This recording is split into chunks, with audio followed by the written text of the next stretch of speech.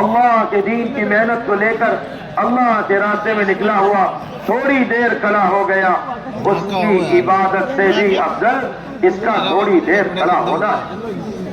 کیوں؟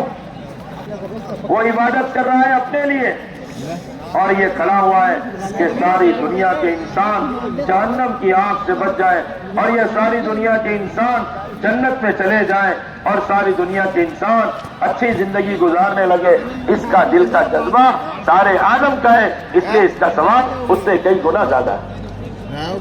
ہمیں اندازہ نہیں۔ بڑے خوش نصیب ہو آپ جو اللہ کے راستے میں نکل کر آئے، کتنا مجاہدہ کیا، کیسی قربانی دی، کام دھندا چھوڑا، بیوی بچوں کو چھوڑا، جوان بچوں نے اپنے ماں باپ کے لاڈ و پیار کو چھوڑا، اور حلال کمائیوں کو لے کر تم اللہ کے راستے میں نکلے ہو، بہت مبارک ہو۔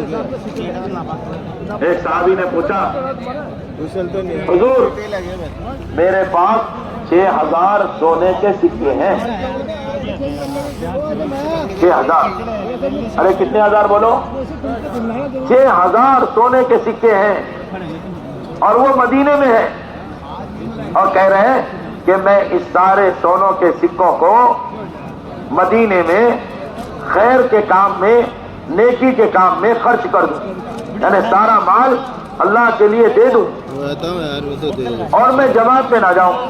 یہ جو جماعت جا رہی ہے، تو کیا میرا یہ 6000 سونے کے سکوں کا خرچ کرنا، یہ جماعت میں جانے والوں کو جو اجر مل رہا ہے، کیا مجھے بھی ان کے برابر مل جائے گا؟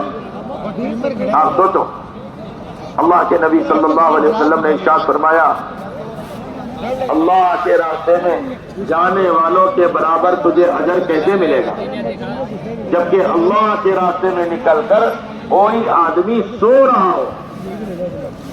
جو آدمی اللہ کے راستے میں نکل کر سو رہا ہے، اس سونے والے کے برابر بھی یہ سونا خرچ کرنے والے کو ثواب نہیں ملے۔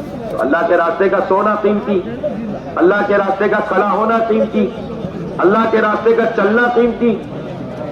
یہ بدن پر گرد و غبار لگ جائے، آپ اتنے بڑے میدان میں چل رہے پھر رہے، آپ جا رہے آ رہے، اللہ کے راستے میں نکلنے والے کتنے خوش نصیب۔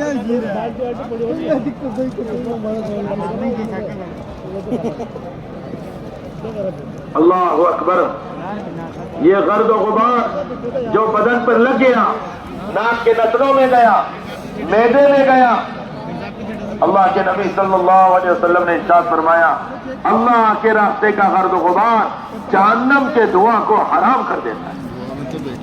آپ سوچو، اللہ کا غصہ ٹھنڈا ہو جاتا ہے۔ ایک بڑے عالم فرمایا کرتے تھے، مولانا الیاس صاحب رحمت اللہ علیہ کو، مولانا الیاس صاحب، آپ کی جماعتیں پیدل چلتی ہے تو میں دیکھتا ہوں اللہ کا غصہ ٹھنڈا ہوتا ہے، اور میں دیکھتا ہوں کہ تمہارے جماعتوں کے قدموں کے نیچے اللہ فتنوں کو دفن کر دیتے۔ آپ کو اندازہ نہیں آپ کا پیدل چلنا کتنا طاقتور عمل۔ کس لیے جا رہے ہیں؟ ایک مسلمان سے ملیں گے۔ حدیث پاک میں لکھا ہے، مولانا یوسف صاحب رحمت اللہ علیہ کے بیانات میں بھی یہ بات ہے، ایک فرشتہ ایک مسلمان کے راستے میں آ کر بیٹھ گیا، وہ مسلمان آیا، اس سے ملا، بتاؤ بھائی کہاں جا رہے ہو؟ کہا جی اللہ کے لیے، اللہ کے لیے میں ایک مسلمان بھائی سے ملنے کے لیے جا رہا ہوں۔ انہوں نے کہا، فرشتے نے کہا، اچھا کوئی معاملہ ہوگا، پیسے لینے دینے ہوں گے؟ اس نے کہا نہیں نہیں، کوئی پیسہ لینا دینا نہیں۔ کہا اچھا کوئی چیز خریدنا بیچنا ہوگی؟ کہا نہیں نہیں نہیں، خریدنا بیچنا بھی نہیں ہے۔ کہا اچھا کوئی رشتے کی بات ہوگی، بیٹا بیٹی کا رشتہ کچھ کرنا ہوگا؟ اس مسلمان نے کہا نہیں بھائی مجھے یہ بھی نہیں کرنا۔ فرشتہ پوچھتا گیا، وہ نہیں نہیں کہتا گیا۔ تو فرشتے نے سوال کیا، پھر تم کیوں جا رہے ہو اس گاؤں میں؟ کہا ایک مسلمان بھائی سے اللہ کے لیے ملنے جا رہا ہوں۔ تو فرشتے نے اس کو خوشخبری سنائی کہ اللہ نے مجھے بھیجا ہے تجھے خوشخبری سنانے کے لیے، اے وہ مسلمان جو کسی مسلمان سے اللہ کے لیے ملنے جاتا ہے، اللہ تعالیٰ کی طرف سے یہ اعلان ہے کہ تو مسلمان مبارک ہو گیا، برکت ہو گیا، تیرا چلنا بھی بابرکت ہو گیا، اور تیرے اس عمل کی وجہ سے جو تو کسی مسلمان کو اللہ کے لیے ملنے جا رہا ہے، اللہ نے تیرے لیے جنت کے محل بنا دیے۔ میرے دوستوں اور بزرگوں، ہمیں پتہ نہیں کہ کسی مسلمان کو ملنے جانا کتنا طاقتور ہے۔ بڑے خوش نصیب ہے اللہ کے راستے میں جانے والے بھائی، اور جو مسلمان کسی مجبوری سے ابھی اللہ کے راستے میں نہیں جا رہا، اگر وہ بھی اپنے محلے میں اس کام کو شروع کر دے کہ اپنے گھر سے مسجد اور مسجد سے مسلمان سے ملنے جانا اور اس مسلمان کو مسجد کے ماحول میں لانا، یہ بہت بڑا عمل ہے۔ اگر مسلمان اس کام پہ آ گئے، مسجدوں میں آ کر مسلمانوں کو ملنے جانا، ان کو لے کر آنا، اللہ کے گھر میں لانا، خوشامد کرنا، ان کو لے کر مسجدوں میں بیٹھنا، تعلیم کے حلقوں میں بیٹھنا، ایمان کے حلقوں میں بیٹھنا، میرے دوستوں اور بزرگوں، اللہ کی قسم وہ طاقتور عمل ہے۔ ہمارے محلوں میں، ہماری گلیوں میں، ہمارے علاقوں میں اگر برائی کے اڈے ہوں گے، شراب، جوا، زنا، چوری، برائی، گندگی، یہ عمل میں وہ طاقت ہے۔ تمہیں ایک تھپڑ نہیں مارنا پڑے گا، تمہیں کسی کو غصے سے دیکھنا نہیں پڑے گا، اور اللہ پاک اپنی قدرت سے اس عمل کی برکت سے وہ سارے فتنوں کو اکھاڑ دے گے۔ بہت طاقتور عمل ہے۔ اللہ کے راستے میں جانے والے بڑے خوش نصیب ہیں۔ صحابہ جب اللہ کے راستے میں جاتے تھے اپنی جان مال ساتھ لے کر جاتے، اپنی جان مال ساتھ لے کر جاتے تھے۔ ان کے دلوں کے اندر کسی چیز کی محبت نہیں، نہ ملک چاہیے، نہ مال چاہیے، نہ عہدہ چاہیے، نہ ڈگری چاہیے، دنیا کی کوئی چیز کا مطالبہ نہیں۔ دیکھو میرے پیارے بھائیوں بزرگوں، آپ ذرا دھیان سے اس بات کو سمجھنا کہ صحابہ سے اللہ نے ہدایت کا کام کیوں لیا؟ ساری انسانیت کی ہدایت کا کام، انسانوں کو جہنم کی آگ سے بچا کر جنت کی نعمتوں کی طرف لے جانے والا کام اللہ نے ان سے کیوں لیا؟ اور آج ہم سے اللہ کیوں نہیں کام لے رہے؟